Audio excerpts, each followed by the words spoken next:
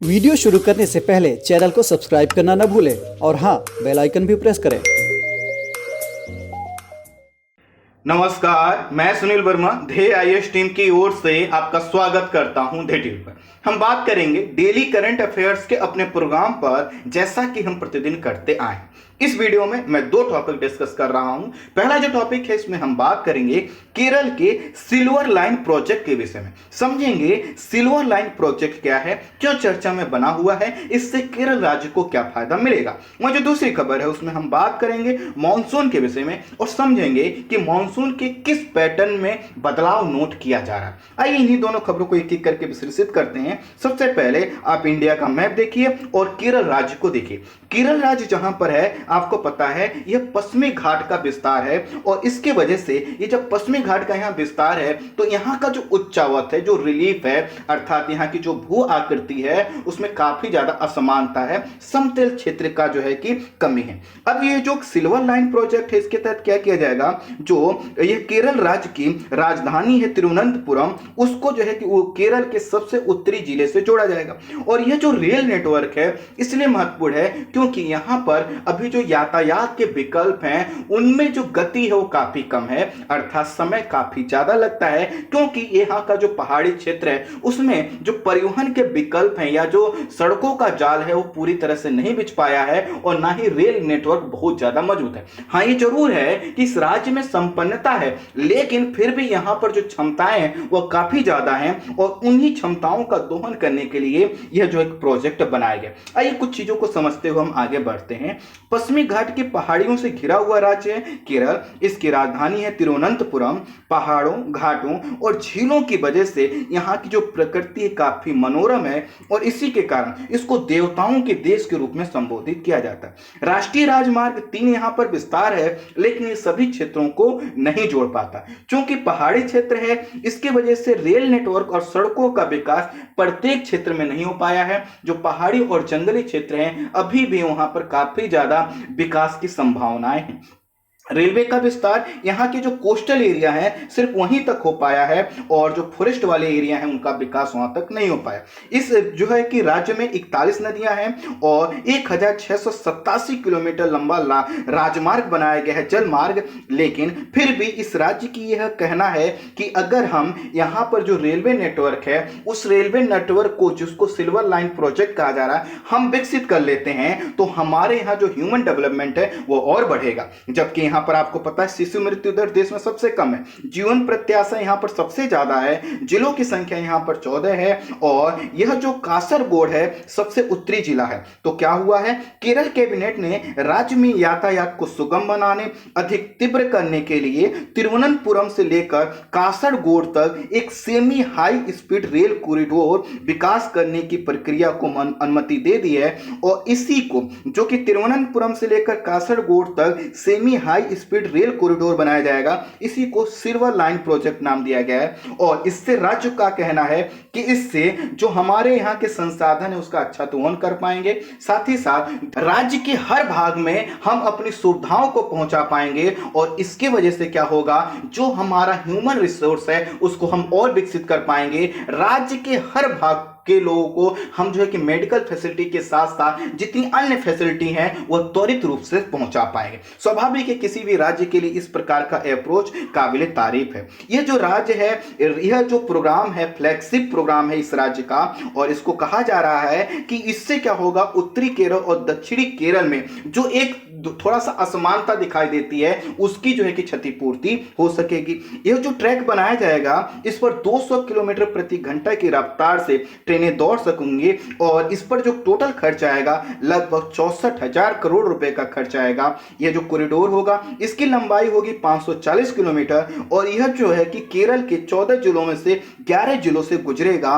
और यह जब प्रोजेक्ट पूरा हो जाएगा तो नॉर्थ और साउथ के बीच का जो अभी समय लगता है वो 12 घंटे लगता है, जो कि घटकर 4 घंटे पर सिमट जाएगा।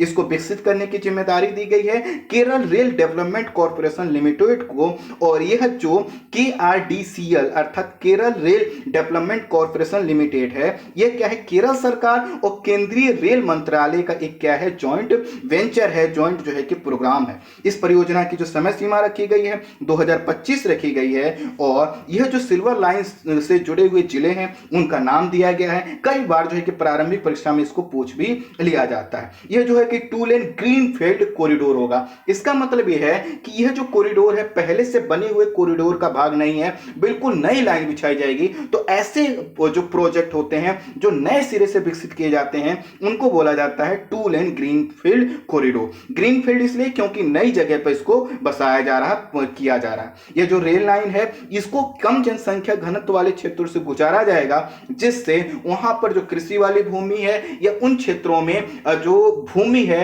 वह ऐसी भूमि ना आए जिसका प्रयोग पहले से हो रहा है। प्रोजेक्ट के पहले चरण को जब पूरा कर लिया जाएगा सो इसमें जो किराया रखा जाएगा 2.75 रखा जाएगा, ₹2.75 जो है कि प्रति किलोमीटर के हिसाब से तय किया जाएगा। और इसको अभी तक के जो वाम दल हैं उनके सबसे बड़े प्रोजेक्ट का इसका हिस्सा माना जा रहा है। यह प्रोजेक्ट इसलिए महत्वपूर्ण है क्योंकि जो राज्य की मौजूदा रेलवे बुनियादी ढांचा है वह इस समय की आवश्यकता की पूर्ति के हिसाब से अनुकूल नहीं है। इसी के कारण इसको तेजी से फ्लैगशिप प्रोग्राम के रूप में आगे बढ़ाया जा रहा है।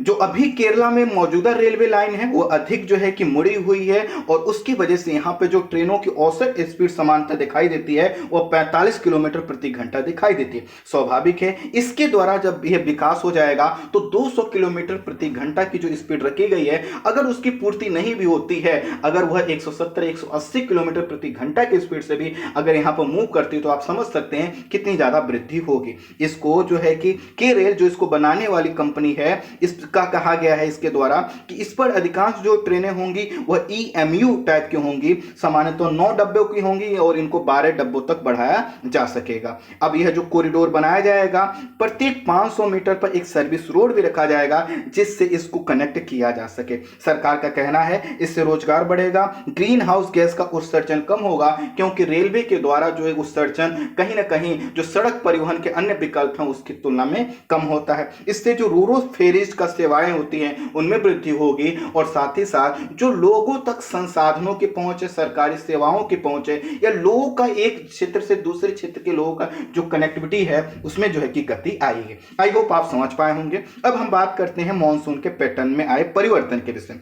इंडिया का मैप फिर से देखिए। अब आपको दिखाई दे रहा है एक तरफ अरब सागर, दूसरी तरफ बे ऑफ बंगाल। आपको पता है कि जो मॉनसून है वह क्या होता है, दक्षिण की ओर से आता है। तो मॉनसून हवाएं क्या है, हिंद महासागर में दक्षिणी हिंद महासागर से आने वाली एक तरह व्यापारिक पौने हैं, और यही व्यापारिक पौने क्या करती हैं, विषुवत रेखा को क्रॉस करके दक्षिणी पश्चिमी सागरीय पौनों के रूप में भारत में प्रवेश करती हैं, और इन्हीं को आप मानसून पौनों के नाम से जानते हैं। ये जो मानसून है इसके वजह से लगभग हमारे देश का 70% वर्षा इसी से प्राप्त होता है, और यह जो दक्षिणी पश्चिमी पौने हैं जिनसे हम 70% वर्षा प्राप्त करते हैं, अगर इसमें अनियमितता आती है, इसमें परिवर्तन आता है, तो आपने देखा है देश की कृषि से लेकर उद्योग हर क्षेत्र में परिवर्तन आता है, और इसी के कारण मॉनसून पर सबकी निगाहें बनी रहती हैं। आधिकारिक तौर पर जो है कि 1 जून को मॉनसून क्या होता है, केरल से टकराता है, और यह 30 सितंबर तक क्या रहता है, इंडिया में रहता है। तो अगर केरल के कोस्टल एरिया पे तट पर पहले जो मानसून 1 जून को टकरा रहा है, उसके बाद लगभग 1.5 महीने का समय लगता है पूरे इंडिया में पहुंचने, अर्थात 15 जुलाई तक पूरे देश में मानसून पहुंच जाता है। और जो मानसून लौटने की प्रक्रिया प्रारंभ होती है वो 1 सितंबर से स्टार्ट होती है, और लगभग 1 माह का समय इसमें लगता है मानसून को लौटने में। अभी क्या हुआ है कि 13 वर्षों से केरल में जो मॉनसून की फ्रीक्वेंसी देखा जा रहा है, सिर्फ 13 वर्षों में एक बार ऐसा हुआ कि मॉनसून 1 जून को केरला से टकराया है, और सामान्यतः इसमें क्या देखा जा रहा है, 2 से 3 दिन डिले हो रहा है। 13 वर्षों में केवल 2 बार ही ऐसा हुआ है कि जो मानसून का निर्वर्तन है वो सितंबर के प्रथम सप्ताह, अर्थात मानसून जो है कि अब क्या हो रहा है, थोड़ा सा लेट आ रहा है और थोड़ा सा लेट जा रहा है। जबकि इससे पहले के अगर हम 50 से 60 वर्षों का देखें तो हमें पता चलेगा कि मानसून जो है कि 1 जून तक केरला आ जाता था। आप कहेंगे 2 से 3 दिन का ही तो विलंब है, ये सिर्फ 2 से 3 दिन का नहीं है, ये 2 से 3 दिन की जो वर्षा है आपकी कल्पना से बाहर है कि भारतीय कृषि को, भारतीय उद्योग को कितनी ज्यादा प्रभावित करती है।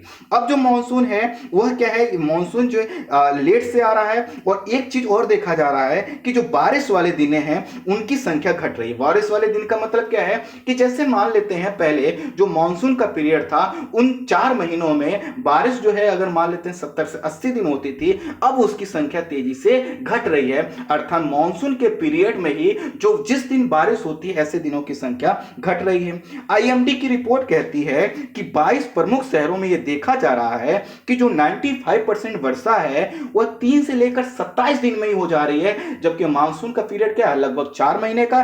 लेकिन आईएमडी की रिपोर्ट कहती है कि 95% वर्षा सिर्फ 3 से लेकर 27 दिन में हो। अर्थात जहां पर एक दिन वर्षा हुई बहुत ज्यादा हो गई और कई दिन जो है कि उसमें फिर वर्षा नहीं हुई, ये टेंडेंसी देखी जाए। तो इस बार क्या हुआ, इस बार जो मानसून है वह 2 दिन जो है कि लेट आया। लेकिन लेट आया तो अर्थात 3 जून को तो आ गया, लेकिन बहुत ज्यादा दिक्कत नहीं। पैटर्न में परिवर्तन यह आया है कि केरल से टकराने के 10 दिन के भीतर ही मानसून क्या हुआ है, देश के 2/3 भागों में पहुंच गया। अब समझिए, जैसा कि मैंने स्टार्टिंग में आपको बताया कि मानसून को पूरे देश में पहुंचने के लिए केरल से टकराने के बाद लगभग 1.5 माह का समय लगता है, लेकिन अभी क्या हुआ है 10 दिन के भीतर ही देश के लगभग 2/3 भाग में पहुंच गया है। आईएमडी की जो बुलेटिन है उसके अनुसार जो है कि मंगलवार तक जो है कि मानसून दीव, सूरत, भोपाल, बरेली, सहारनपुर, अमृतसर और अंबाला से गुजरा था। आप समझ सकते हैं वो कहां तक आ चुका है। मानसून इन क्षेत्रों में यह देखा गया है 7 से 8 दिन और कुछ क्षेत्रों में तो 10 दिन पहले ही आ गया। तो अब इसका मतलब क्या है कि मानसून पहले आ गया तो ज्यादा वर्षा होगी? नहीं, यह देखा गया है कि मानसून जल्दी तो आ गया, लेकिन वह कितना इफेक्टिव रहता है, कितने दिन मानसून ठहरता है एक स्थान पर, इस पर मैटर करेगा। अर्थात इन क्षेत्रों में मानसून तो आ गया है, लेकिन अगर उन हवाओं में ह्यूमिडिटी नहीं है, मानसून वहां नहीं रुकता है और आगे क्रॉस कर जाता है तो उसका कोई लाभ नहीं मिलेगा। मंगलवार तक पश्चिम बंगाल, पूर्वोत्तर राज्यों, जम्मू कश्मीर, लद्दाख, केरल और गुजरात को छोड़कर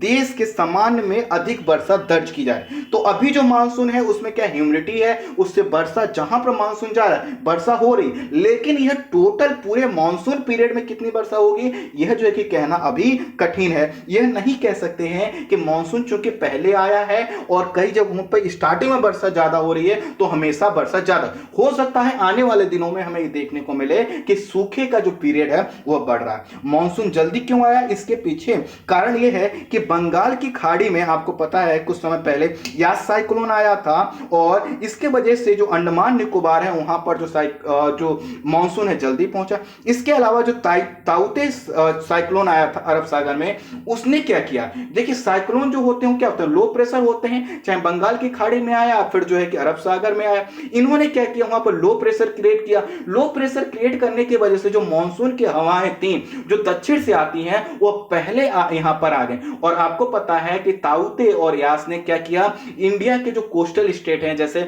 गुजरात और जो महाराष्ट्र वाला एरिया, इधर जो पश्चिम बंगाल और उड़ीसा वाला क्षेत्र, वहां पर इंपैक्ट था। तो यहां पर तब मानसून क्या हुआ, इन साइक्लोन के साथ ही आ गया। इसके वजह से मानसून यह देखा गया कि जब यहां तक आ गया उसी बीच में क्या हुआ कि जो निम्न वायुदाब है वह उत्तर भारत का जो आपका मैदानी क्षेत्र है उस पर निम्न वायुदाब बन गया। तो कोस्टल स्टेट से क्या हुआ, वो मानसून जल्दी जो है कि लैंड वाले एरिया में प्रवेश कर गया। अगर ये साइक्लोन नहीं आए होते या फिर जो है कि बहुत दिन पहले आए होते तो हो सकता है जो मानसून है वह डिले से आता। लेकिन क्या हुआ, चूंकि मानसून क्या आ चुका था, कोस्टल स्टेट तक पहुंच चुका था, उसी समय इस मानसून को दिखाई दिया जो उत्तर भारत का मैदानी क्षेत्र वहां लो प्रेशर, और वो आपको पता है उसी लो प्रेशर को भरने के लिए मानसून हवाएं क्या होती हैं, आगे बढ़ती हैं। तो यह परिवर्तन हुआ है। अगर यह परिवर्तन को और देखा डेटा के माध्यम से तो 2011 से लेकर 2021 के बीच 4 बार मानसून ने क्या किया है, जून में ही पूरे देश को कवर किया है। अर्थात ये पहली बार घटना नहीं है, इससे पहले भी हो चुके हैं। जैसे 2020 में 1 से लेकर 26 जून तक पूरे देश में मानसून फैल गया था। इसी तरह से 2018 में जो है कि यहां पर भी 2 जून से लेकर 29 जून तक ये हो गया था। ऐसे ही 2015 और 2013 में, और 2013 में देखेंगे तो 1 से लेकर 16 जून तक ही मानसून पूरे देश में पहुंच गया था। कुल मिलाकर अगर देखा जाए तो मानसून में यह जो पैटर्न में परिवर्तन आ रहा है इसको लोग क्लाइमेट चेंज से जोड़कर देख रहे हैं और यह कह रहे हैं ये चिंताजनक है। चिंताजनक इसलिए है कि मानसून का पहले आना कोई जरूरी नहीं कि अधिक वर्षा का कारण। यह मानसून क्या कर रहा है, एक स्थान पर कहीं रुक जा रहा है, वहां जल्दी ज्यादा वर्षा करा दे दे रहा है, जैसे कि आपने मुंबई वाले क्षेत्रों में देखा, और बाकी क्षेत्रों में क्या है, सूखे की फ्रीक्वेंसी हमें देखने को मिल रही है। कुल मिलाकर अगर देखें तो मानसून का जो बदलता हुआ पैटर्न है थोड़ा सा चिंताजनक है। अगर मानसून पहुंचने की अवधि को आप देखें तो कुछ जो है कि जो क्षेत्रों का नाम लिखा हुआ है, जैसे कोलकाता में 7 जून को, मुंबई में 10 जून को ये पहुंचने की इसकी सामान्य अवधि है।